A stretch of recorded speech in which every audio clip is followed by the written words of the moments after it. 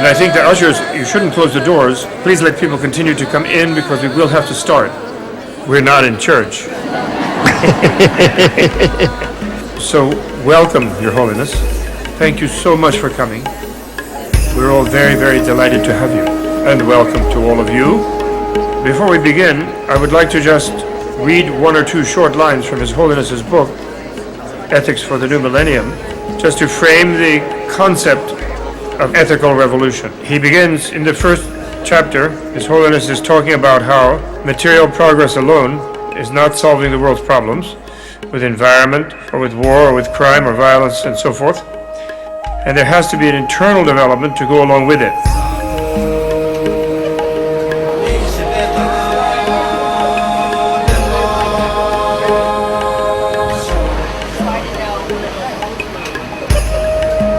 You don't often get an invitation to hang with the Dalai Lama, and the Dalai Lama is, he's big. He's a major presence. And he's someone who transcends the usual categories of leadership and, dare I say, celebrity in America. I mean, he speaks with such authenticity at a time when there's so little in this country. And also, I think he brings a sense of charming hope. The Dalai Lama teaches to take the blinders off. Well, for me, I really want to know what's going on, what's the nature, what's their beliefs on the peace and everything. I don't think you can ever underestimate the importance of somebody standing up and reminding us of the right behavior. The Dalai Lama has that power. He's able to grab a hold of people and move them. So it's for hope, see what's going on, what some of the good people are thinking. We have to greet His Holiness. Yes, we do. We're the hosts. We have to greet him when he comes out of the car. The discussion on ethics that His Holiness wishes to have by writing his book, Ethics for the New Millennium, we thought it would be important for him to have that discussion with people who might be open to that idea of the ethical revolution. And by that he means something other than the various revolutions that we've seen. They were revolutions that tried to change things by changing the outer arrangements of society. And they mostly led to more of the same under different headings.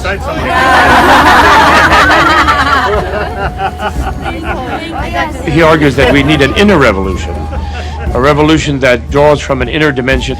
Then he very carefully distinguishes that from a religious revolution. In the Buddhist view, ethics is not grounded in religion or in some sort of from another world, from on high. Ethics is grounded in human biology. Ethics is more powerful. Ethics is more realistic.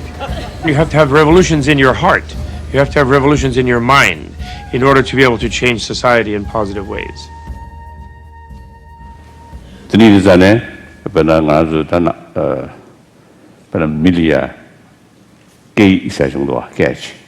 If you look at many spiritual traditions of the past, including Buddhism, great emphasis has been placed on articulating the wisdom through language, scriptures, and so on.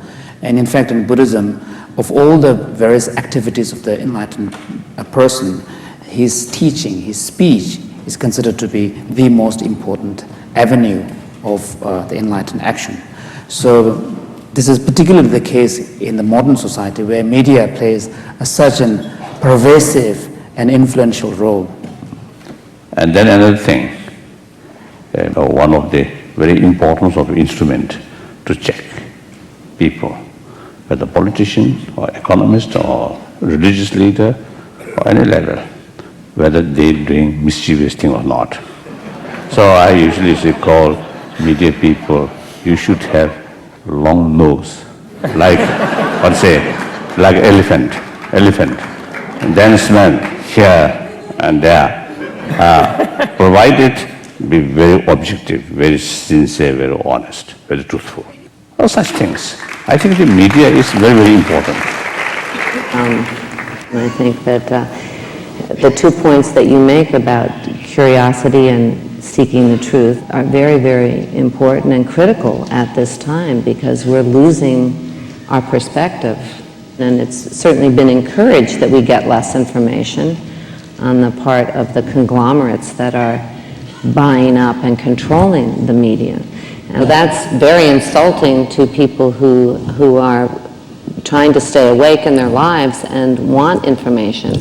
I guess it goes back to the Garden of Eden. Are we really, as human beings, interested in giving up knowledge and not eating of the fruit of the tree of knowledge in order to be taken care of? Are we so frightened that we really don't want to know? And even when the lies are so blatant, not ask for the truth, not ask for accountability, as you say. Populations of America, which is, of course has a very powerful impact on the rest of the world, need access to other people's views than the ones they get from the corporate controlled media, which has become more or less propaganda from the point of view of almost everyone else in the world.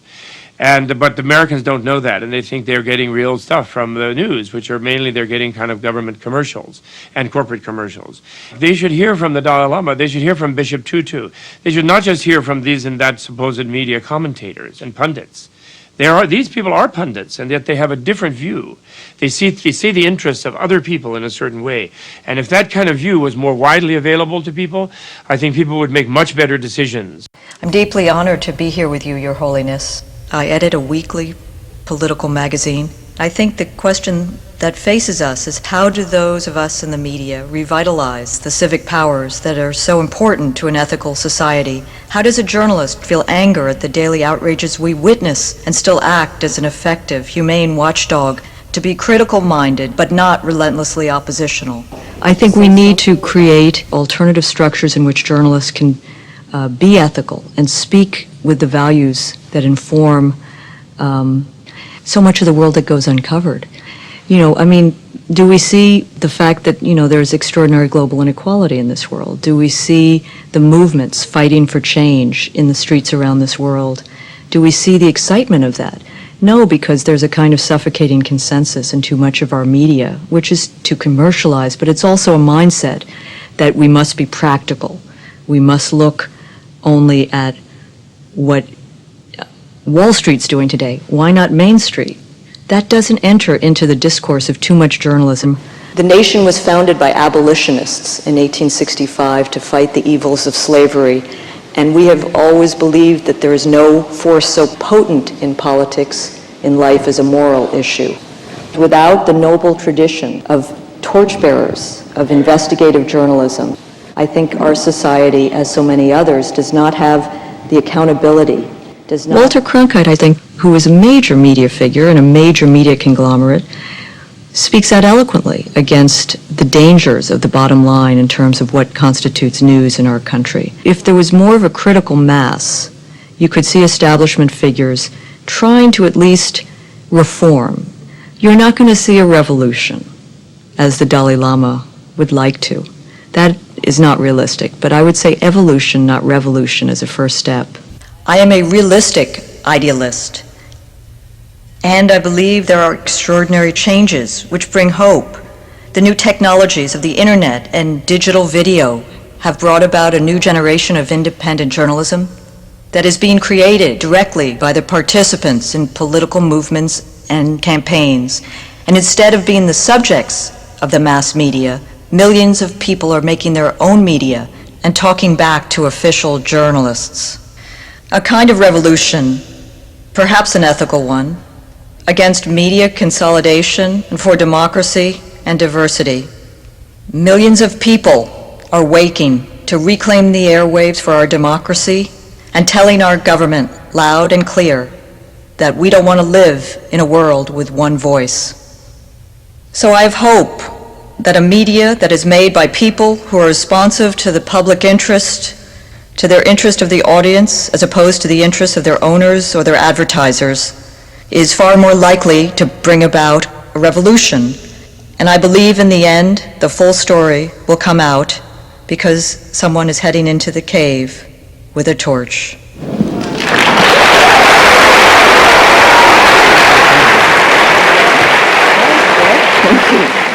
Regarding criticism, I think criticism is very important.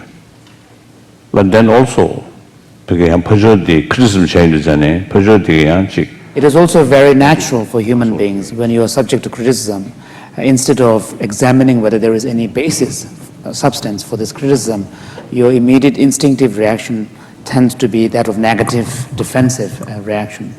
So therefore, I always telling the people who are working for promotion of nonviolence, we must show the nonviolent method to tackle the problem.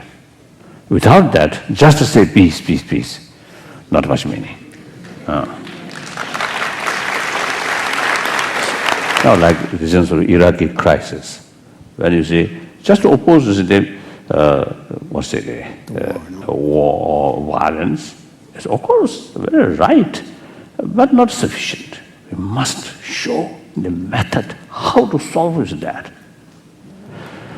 So therefore, now media, when you make some critical sort of comment, and at the same time show the method or the alternative, then this, I think the other side could read as a helper. No. Then truly that criticism is a result of sense of responsibility, not just a mere criticism.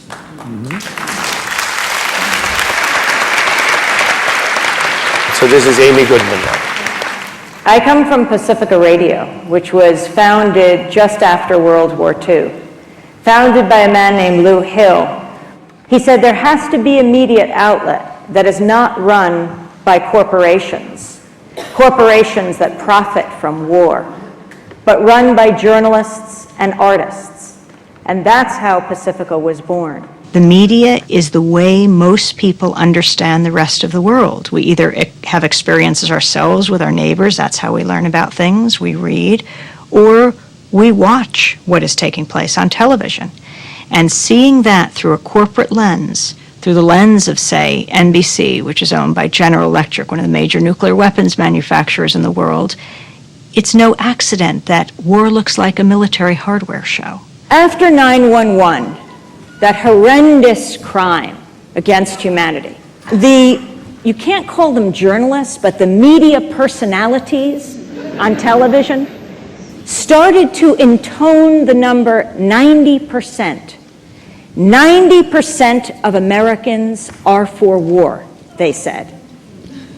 Who was asked? Were you called? And if in fact people were polled, what was the question?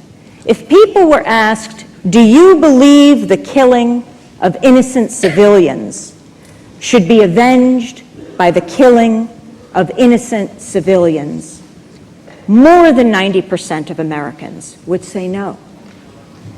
And that is not the story that we got in the mainstream media. Instead, it, as Noam Chomsky says, manufactures consent for war. You move forward now to the invasion of Iraq. You have the Pentagon researching what is the most effective propagandistic name they could call this to manipulate how people would view it. They called it Operation Iraqi Freedom. They actually had another name. That was Operation Iraqi Liberation, but they realized the acronym OIL, and they thought, no.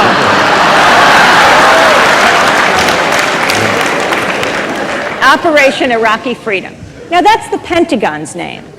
But if you look at how the broadcast networks covered this invasion, they incorporated that name into their logos, not just at Fox, but at NBC and MSNBC. It was called Operation Iraqi Freedom in their pictures. They adopt the same names as the Pentagon. When that happens, these logos make you ask, if we had state media in this country, how would it be any different? The kind of information that's being put forward, unquestioned, unsourced, is inexcusable because it really is a matter of life and death. If we saw the casualties on the ground in Iraq on a regular basis to honestly portray who is behind that terror in every circumstance, it varies, but also it is all too often the same in those other situations. We hear about these military regimes that are backed by the most powerful military on earth, and that is the United States. And we have to understand those links. We are in a new century, a new millennium, and the media needs to reflect that and honestly convey the hell and the gore of war. All of us get by with hope and work together because we have that hope of a better world. Maybe someday we'll all be together in Tibet celebrating with you. Thank you very much.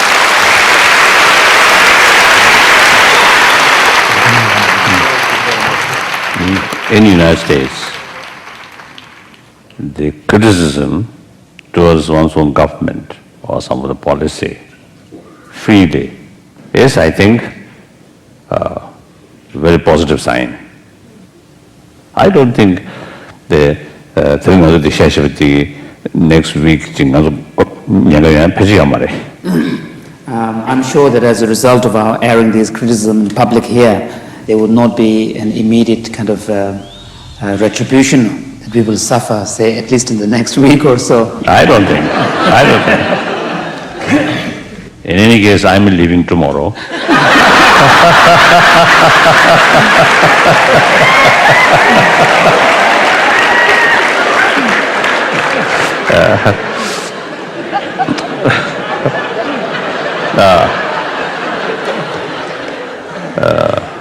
So I always telling my American friends many years,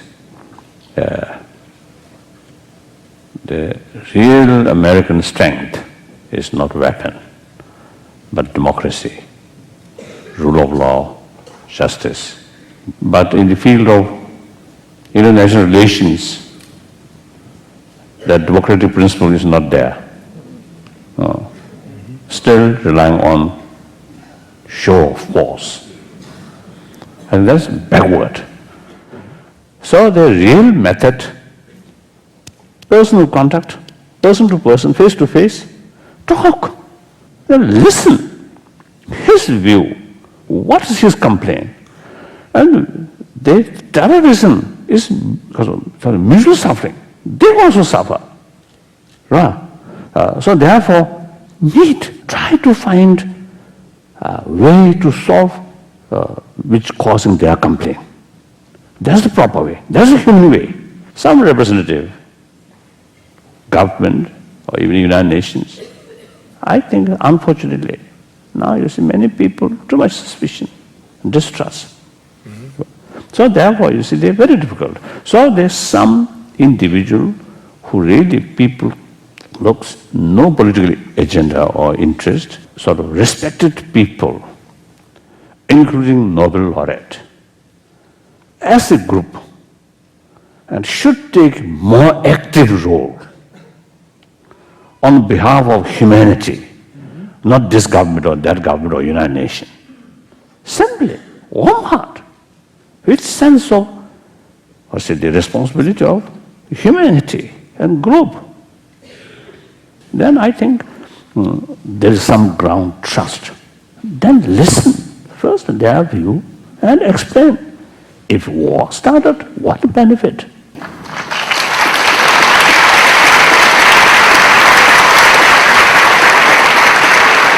When Your Holiness goes with Desmond Tutu and Nelson Mandela and Jimmy Carter and all of these people in the nonviolence SWAT team, Amy will cover you. Amy Goodman will go with you with the microphone.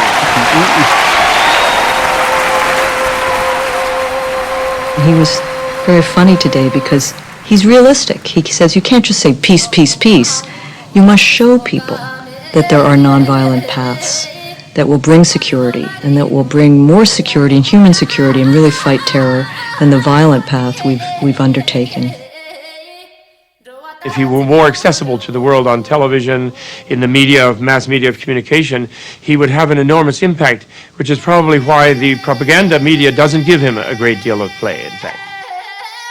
The Dalai Lama's message cannot be captured by the mainstream media today because they rely on sound bites. And when you're not just repeating the accepted wisdom, you need time to explain what it is you're saying.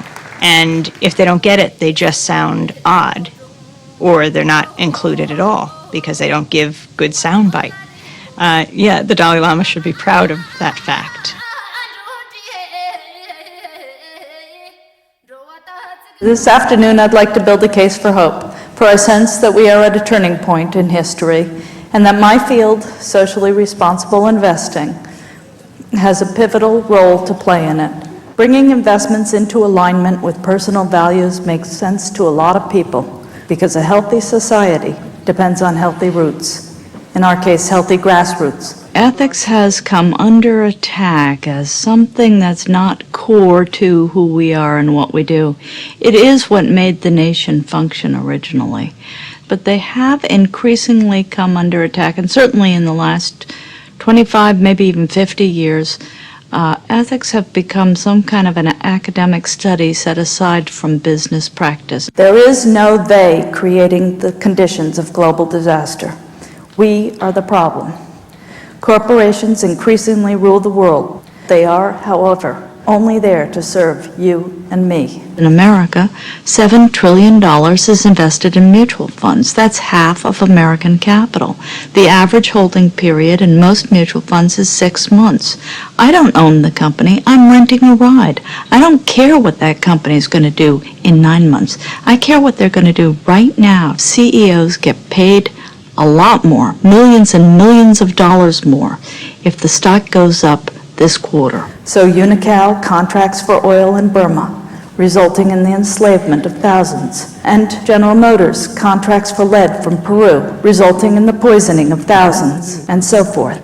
The system is geared toward producing one result, putting a little money in your wallet.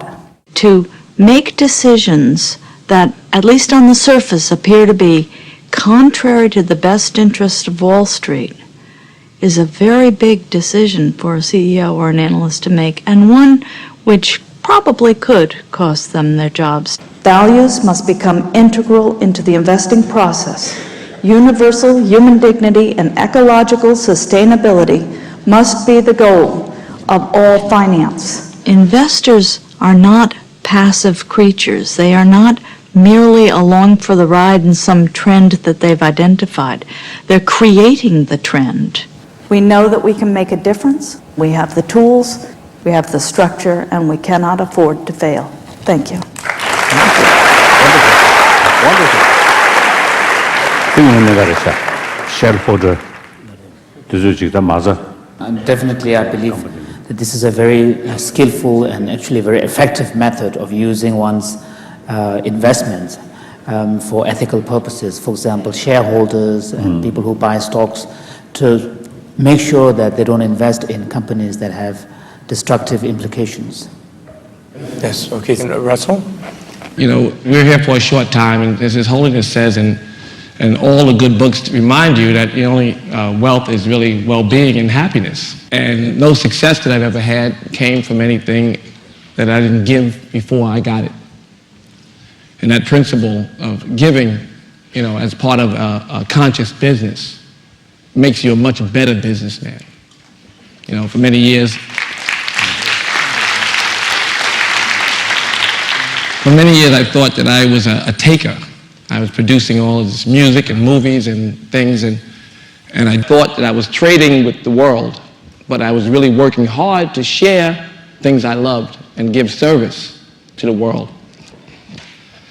So to remind business people, corporations, and others that to endear yourself to the world and to the community is what makes you successful. Thank you.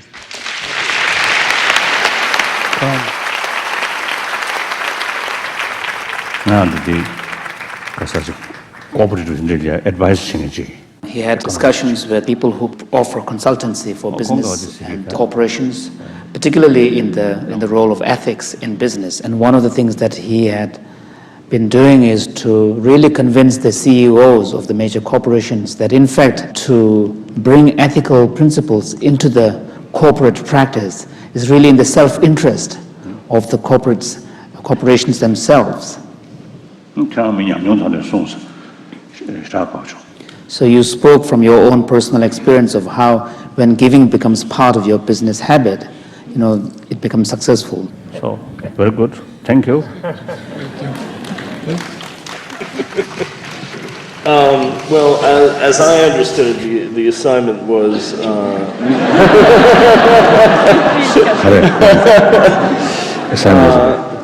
what would it be like if I ran the zoo?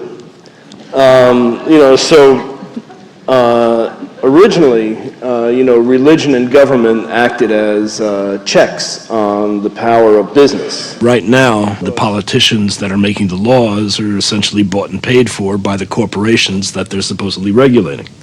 That don't work. The experiment that we underwent at Ben & Jerry's was to figure out whether business is inherently evil.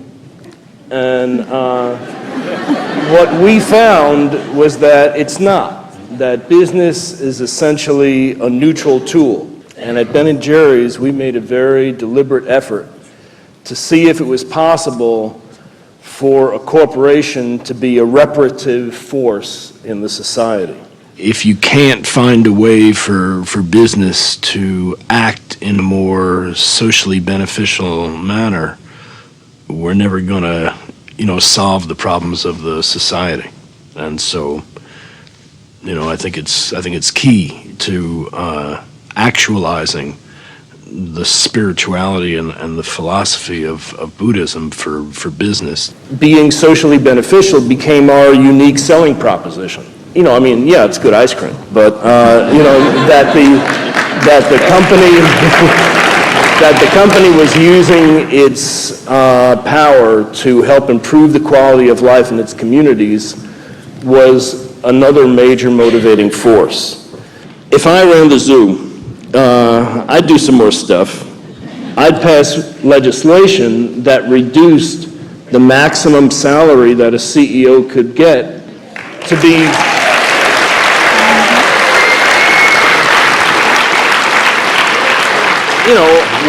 why should the CEO of a major corporation earn more money than the President of the United States? Why don't we just say, that's as high as you can get? The owner makes all the money.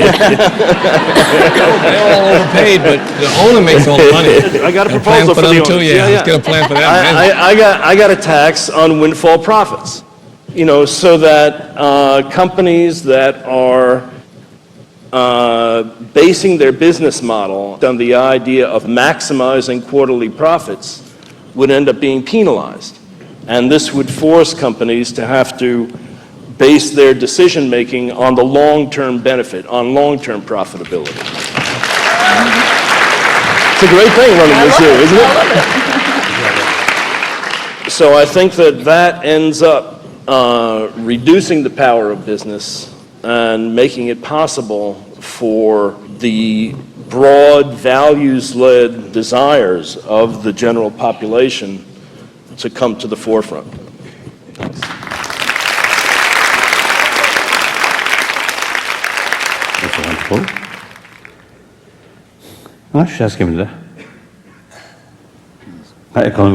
Of course, someone who is concerned about the fate of people everywhere, I do find this huge gap between the rich and the poor, in general, at the global level, between the rich nations and the poor nations, and also within each community there is a huge gap.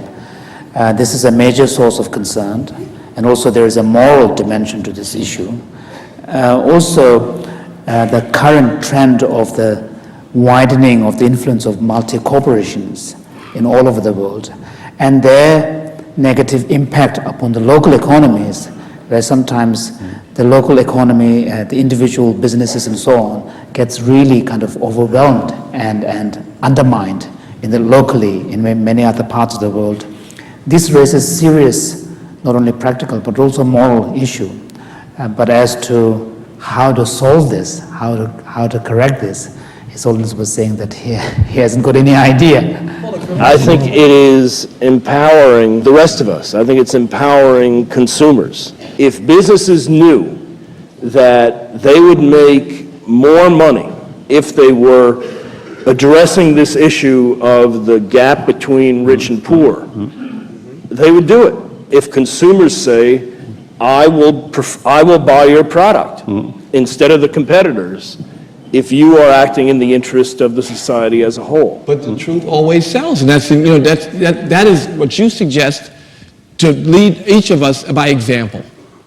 My brother, he was a very famous rapper, and he sold a lot of sneakers. Here's his sneaker, I'm selling to you right now. These are called the Fat Classics, right? Okay, right.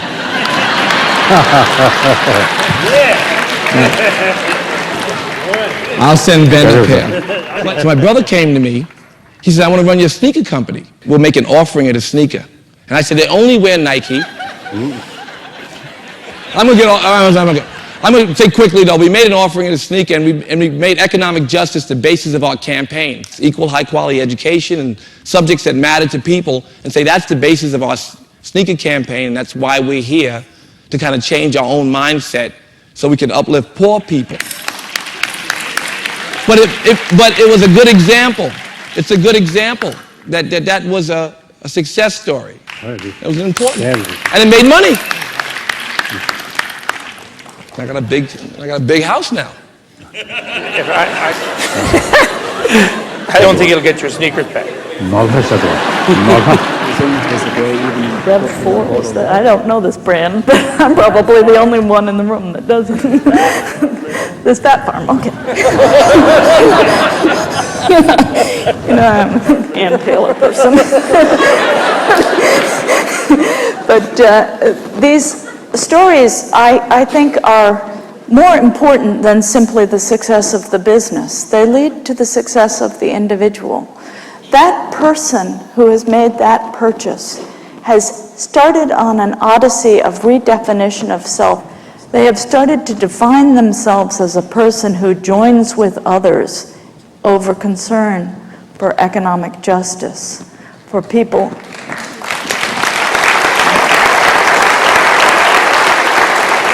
That redefinition of self is possible through certain kinds of consumption, and both of these companies, I believe, are examples of that. So I love these stories, and thank you for sharing them. Thank you.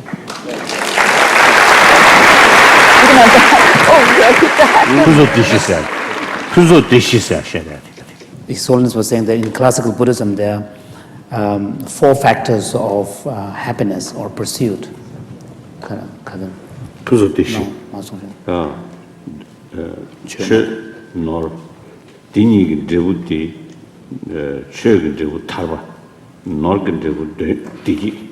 You have spiritual practice and wealth, and the result of spiritual practice is liberation, and the result of wealth is the fulfillment of desire. So these 4 things are These are seen as factors of happiness.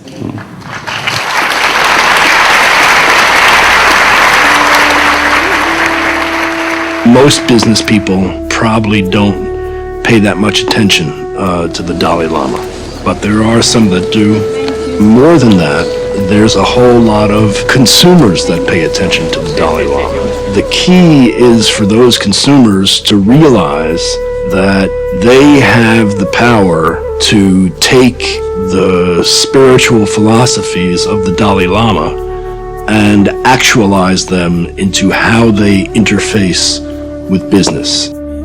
If you talk to any person who has gone through a transformation and begun to show a real caring attitude, each one of them will talk about an incident, a particular moment where they were personally involved, where they heard somebody, saw something differently, and it changed everything for them. The Dalai Lama has that power. He's able to do that. He's able to grab a hold of people and move them. the planet is our only home.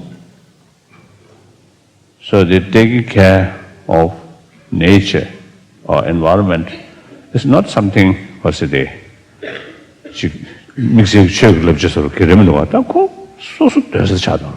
So taking care of the planet, environment is not really a religious or any moral or spiritual ideal. It's a question of one's own survival. Just like taking care of one's own room, one's own house. It is rather foolish. In the room, temperature very cold, then they use furniture and burn. Foolish. So now I'm eager to learn more from specialists through interact. So I'm very happy. Thank you, Your Holiness. Thank you. What we do know about the environment is that every living system on Earth is in rapid decline, and the rate of decline is accelerating. There's not one peer-reviewed scientific paper published in the last 20 years that conflicts with that statement. But I think more importantly, the living system that is pervasive, that affects us all, is climate. And I don't believe the world has fully accepted or understood the implications of climate change.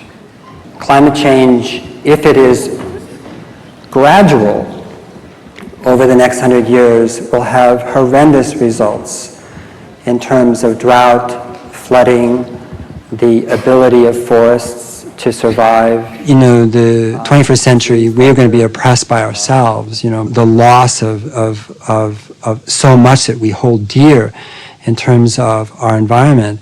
And the question is, how will we be as a culture? Who will we be? Are we preparing ourselves, you know, with a kind of awareness, you know, and attention that will allow us to care for others? The Dalai Lama has a lot to offer the world, I think, for the 21st century. How to, in a sense, reach out. How do we prepare ourselves for a world that will suffer grievously in the decades to come? The good news, however,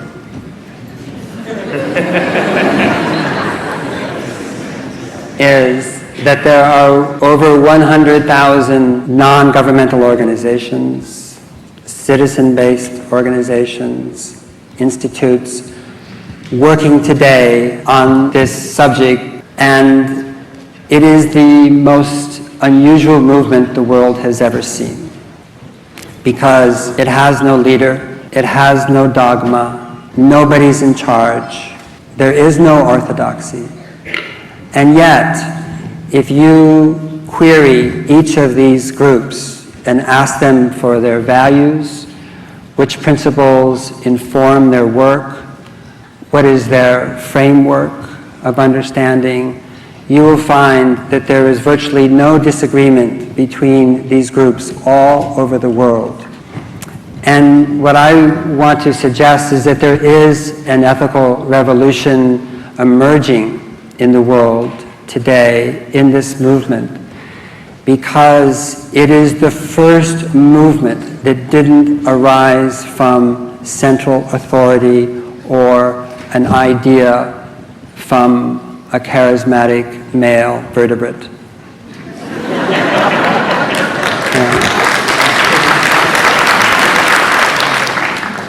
And this should give us a great deal of hope. This is the most powerful movement the world has ever seen.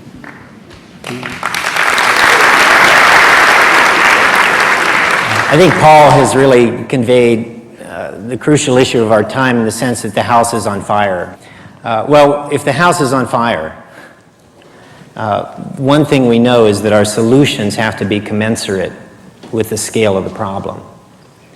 And I guess a key question for this dialogue today is, you know, is this inner revolution, this inner spiritual revolution that the Dalai Lama talks about in his new book, really a key tool to help us with that outer revolution, so to speak, to maintain the body of the earth for future generations of all life on earth.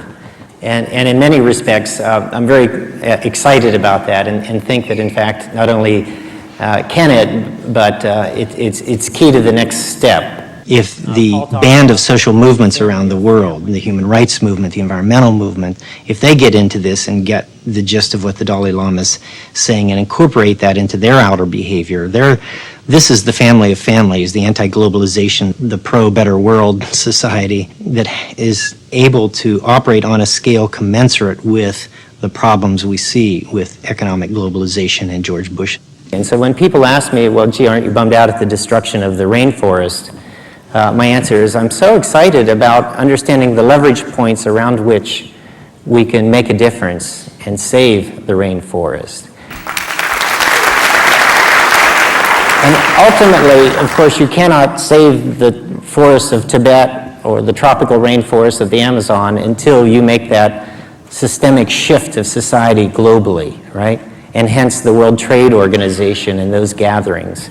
But just decrying the evil ways of the WTO and corporate-led economic globalization isn't sufficient, We have to champion the better world as well. And, that's the stage of the global environmental movement now, where we're going to add some counterbalance to the negativity. But we also do need the spiritual leaders like yourself to come to those gatherings. So I want to invite you to an upcoming World Trade Organization meeting where you'll find many of the people in this audience and many of the people on Link TV, that family of families that is that force, I think, of compassion that can create this spiritual revolution. So come if you can. We'd like to have you.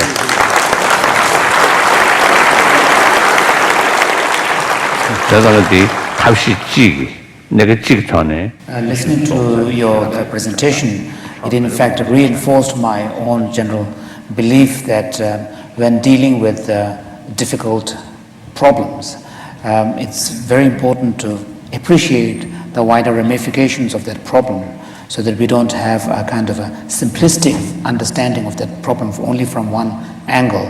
So what seems to be important on our part when we tackle these problems is to try to find a way of coordinating efforts from all the various movements so that individual groups or individual approaches could concentrate on their strength, but through the coordination we will be able to deal with all the various dimensions of a given problem.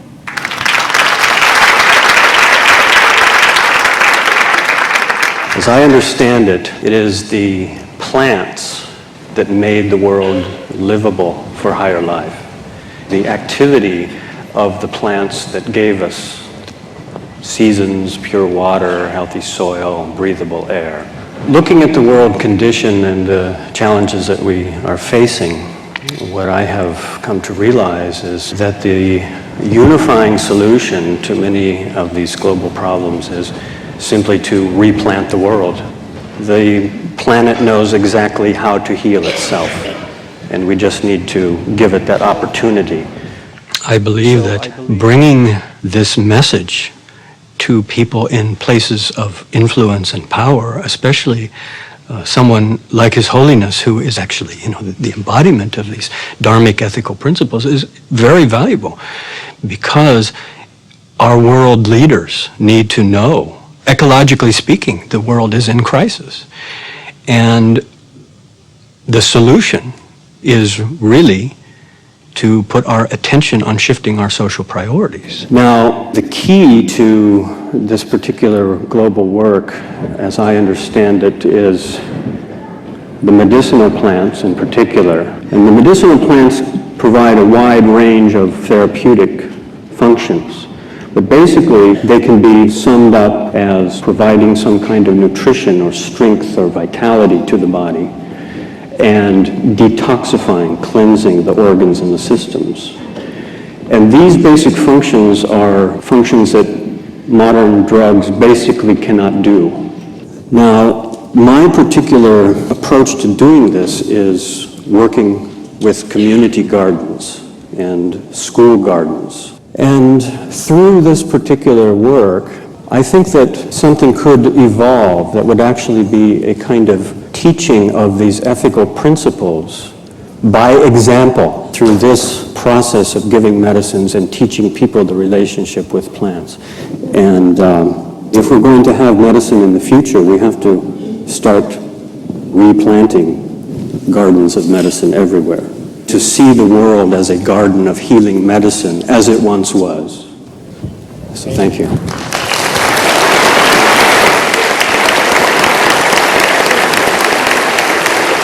So now you see your sort of interest, or you see, or replant and lifestyle more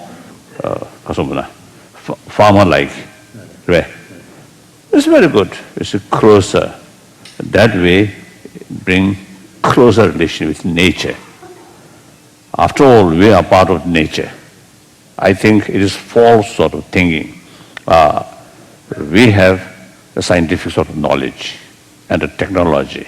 So we can change, we can overwhelm nature. I think that is short-sighted.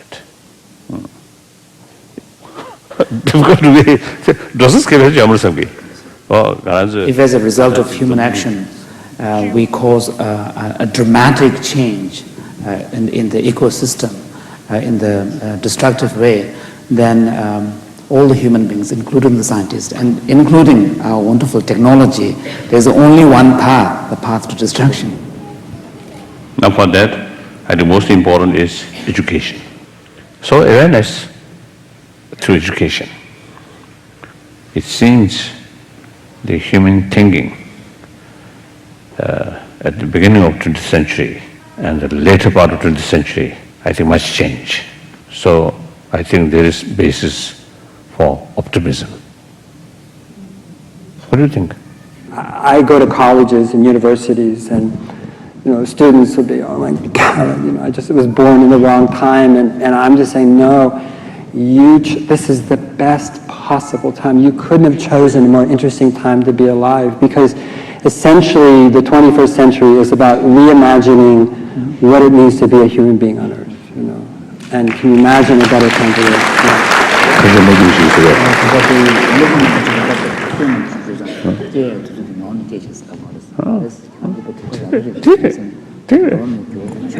That's absolutely.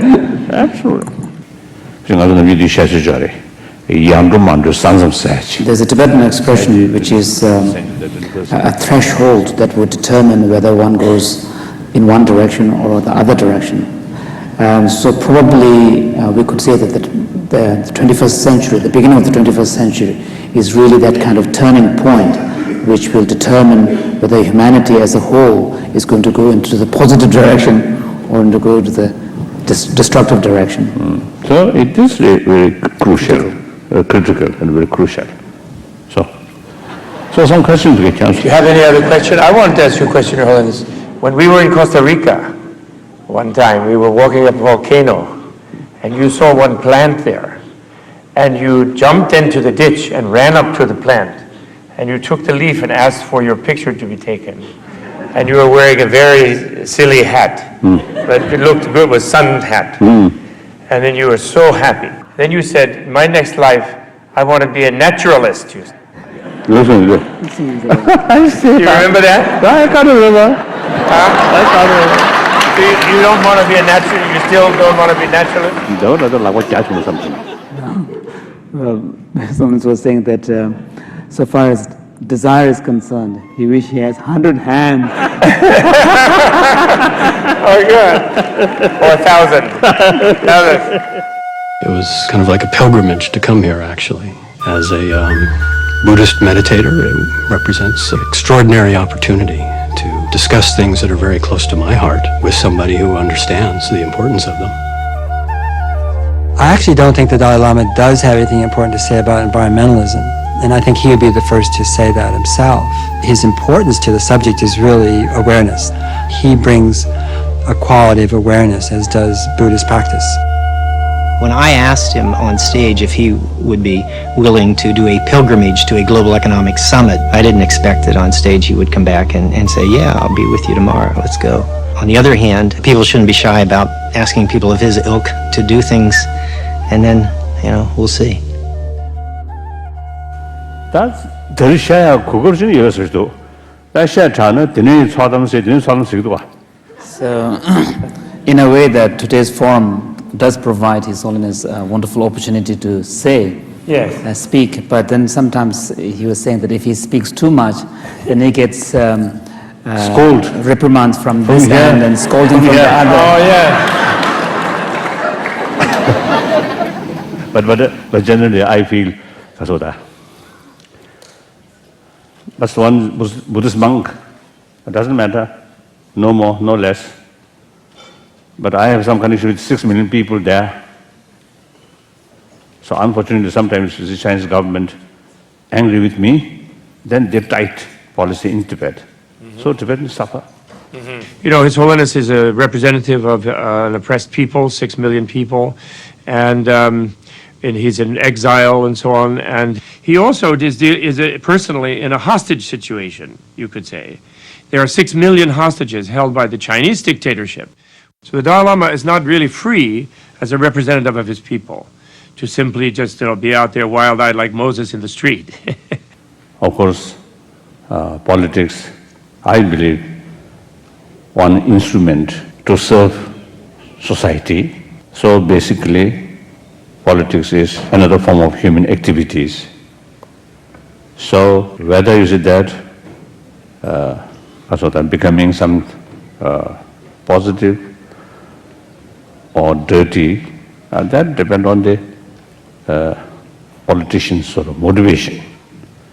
Thank you, Your Holiness. Thank you. So, Dr. Caldecott, please. I will speak today as a physician and a doctor. And I want to quote Albert Einstein. No. Einstein said way back, he said, the splitting of the atom changed everything except the way man thinks. Thus we drift towards unparalleled catastrophe. In the nuclear age, we've built hundreds of nuclear power plants, which are full of radioactivity that lasts for 500,000 years. In each nuclear power plant is as much radiation as 1,000 Hiroshima bombs. There are 2 nuclear power plants 34 miles from New York. If one of them goes and the wind's blowing towards New York, millions of people will have such a dose of radiation their hair will fall out, they will start bleeding and vomiting and die within 1 or 2 weeks. And then years later, millions will get cancer. And I must say, I get quite cross with people who say, oh, I can't bear to think of the nuclear thing, it's too awful for me. I mean, who do they think they are? Well, now, you might want to be suicidal for yourself, but what about your children? How dare you say, oh, I don't have the energy to deal with this. You know, I'm scared enough already by the terrorists and stuff. I mean, for God's sake, haven't we got the guts to take on these issues and fix them? Of course we have. In Iraq, America used radioactive weapons in 1991 near Basra. They used 360 tons.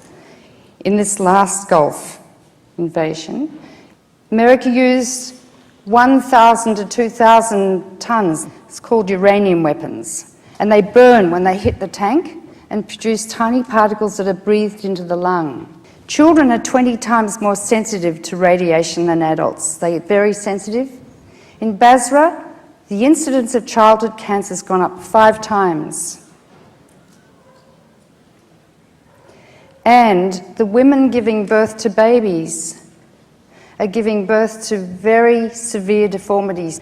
The incidence of those deformities has gone up 5 times. Depleted uranium weapons, nuclear power, nuclear waste, and nuclear war, that's a medical issue which far surpasses anything we see in the world now, such as AIDS, tuberculosis, malaria. Because if there's a nuclear war, that's the final epidemic of everyone and everything. And no one's looking at it. It's the elephant in the sitting room that everyone looks around and totally ignores. So in a way, what you're doing is kind kind of inspiring terror in all of us because you're really frightening us. It's appropriate to be frightened because then we can save our lives. So, I think as a Buddhist, I always stress that eventually this planet, small planet, should be completely demilitarized. This I always talking. But some countries still sort of, or say they worship guns. So under that circumstances, things are very, very complicated. But meantime, we must have some kind of blueprint. Long run, this world should be demilitarized. And as a first step, denuclearization. That's the first step. So I'm very, very glad. You see, you mentioned the consequences as a result of your, I think, very clear awareness. So more publicize, more educate more and more people, and especially the younger generation. What I've done is set up a centre in Washington called the Nuclear Policy Research Institute to take on the right-wing think tanks in the media and to set the agenda on the nuclear issue so we do. People in the White House now, either they understand it and don't care, or they don't understand it, but we need a revolution in this country. It's this country that's deciding the fate of the earth. But nobody will listen, our talk. So I do this julo So sometimes it feels as if one is just talking to oneself. So here, few people, and you also, I think, you also, see, when someone is say something or say meaningful, and you shout and well, that is not much meaning. But these points must keep in your mind. And after this sort of meeting, then whatever way, any level, you must make effort. That's our goal.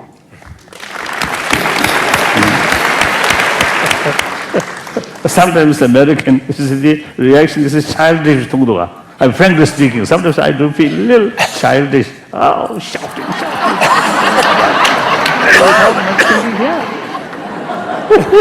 Sorry.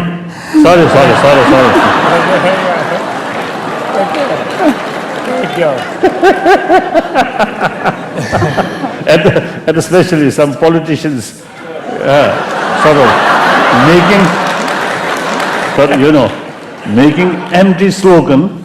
Oh, then the voters like mad.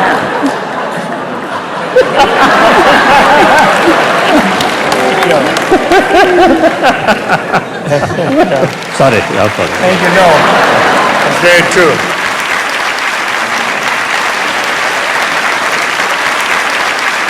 Well, first of all, I'm very honored to be here and to share with you and be in your presence. We all have been wrestling with the tone of spiritualism as it relates to social and governmental environment. I grew up as a youngster in the aftermath of Dr. Martin Luther King's movement. Now, I did not come out of the South, my mother did. So I grew up here in New York, in Brooklyn, where for much of my early preteen years, we thought the love ethic and what Dr. King was doing at that time, mostly in the South, was some less than effective, aggressive way. As I grew older, I began to understand that we are programmed to think that those with money and those with the power to execute violence are those that we should look up to. We began to understand that Dr. King, using the love ethic, using the power of forgiveness, using the power of sacrificing oneself for a greater cause, did more to change America for people like me than anybody that had money or military power. Yet, we don't talk about that. in the span of history. What will matter is if we keep teaching humanity that revenge and hate and who has the biggest gun and who has the most money is the answer, when most of the world is looking for clean water and clean sanitation and a way to educate their children. And most of the world would gravitate to getting in line with those that would raise that.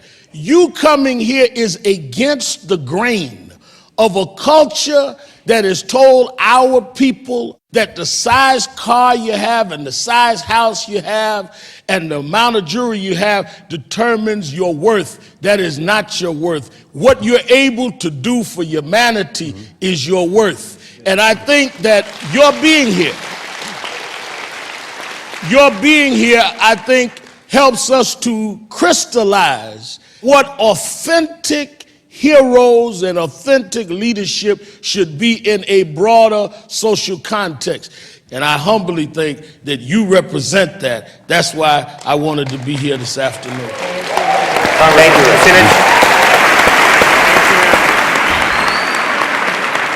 We don't want to get into you two guys are competitors. We love you both. We are glad to have you here, but we're mainly having you here in that higher end that the Reverend mentioned. Congressman. Thank you very much, and thank you to His Holiness for what your life exemplifies and to the encouragement that you give all of us.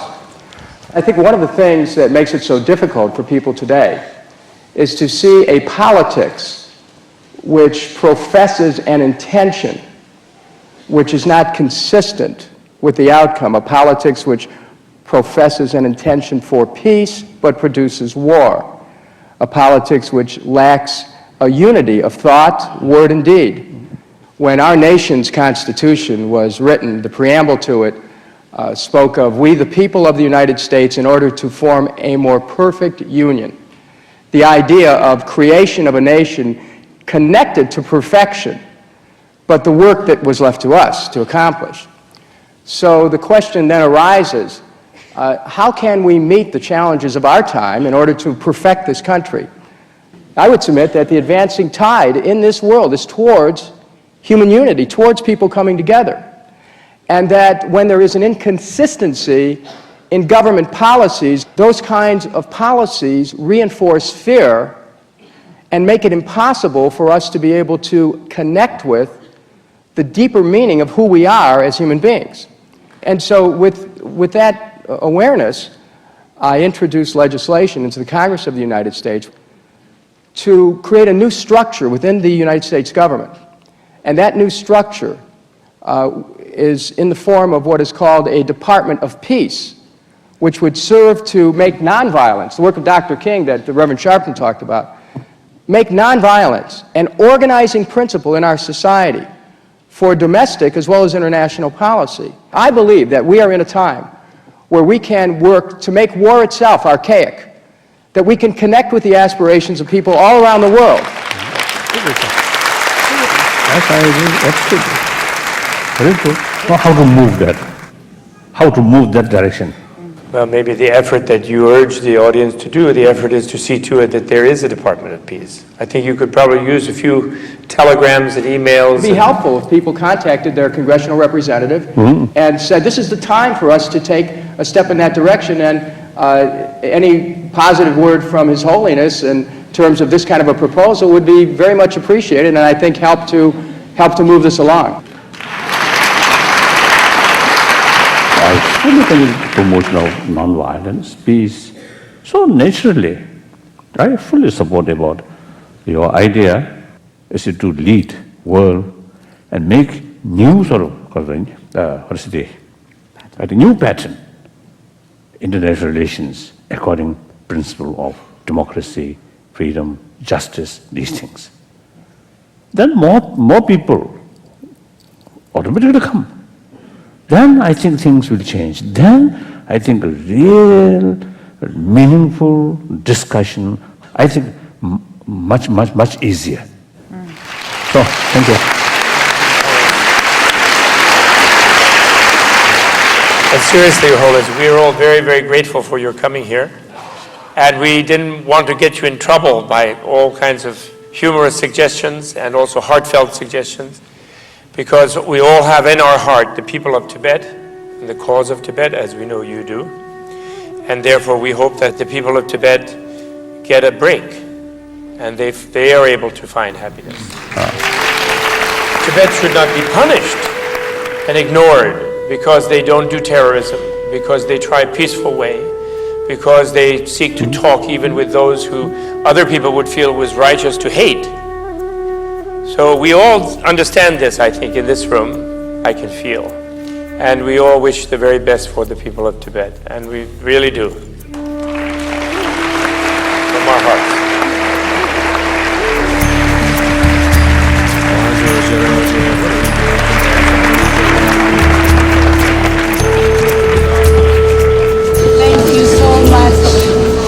He is many things to many people.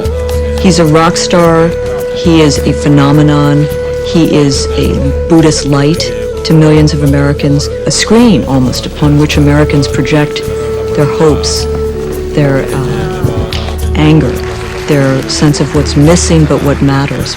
Let every American come to the Dalai Lama who wishes to and find in the Dalai Lama what he or she wants to find there. And I say all power to tolerance, which is what he preaches.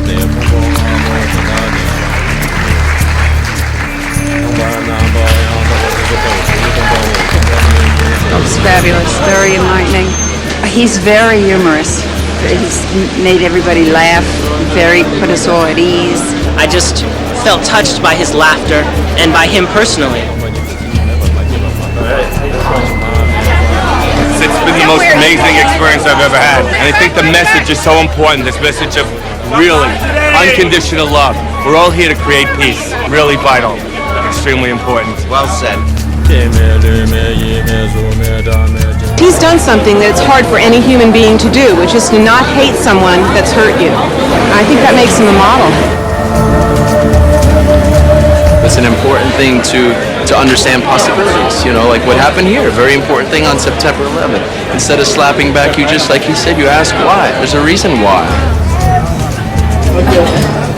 This is a democracy, and it does require participation, and you need to do something. You can't just sit back and criticize. We need to organize the unrest and do something that will have some effect.